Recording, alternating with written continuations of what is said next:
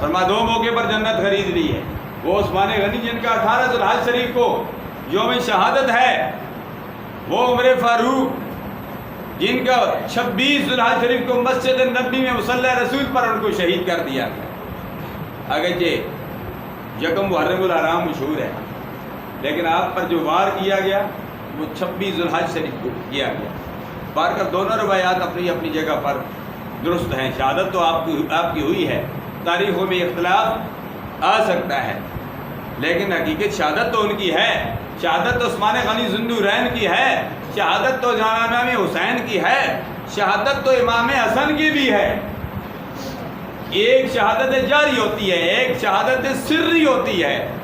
شہادت تو امام حسنین کریمین کے نانا جان امام الانبیاء صلی اللہ علیہ وسلم کے بھی ہے۔ اس لیے تو سرکار نے فرمایا حسین منی وانا من الحسین۔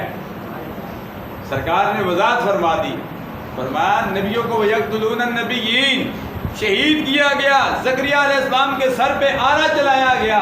تو یہ نہ کہے کہ آخر الزمان نبی تمام نبیوں کے نبی ہے، امام الانبیاء ہے، خطیب الانبیاء ہے، ان کو شہادت کا مرتبہ نہیں ملا۔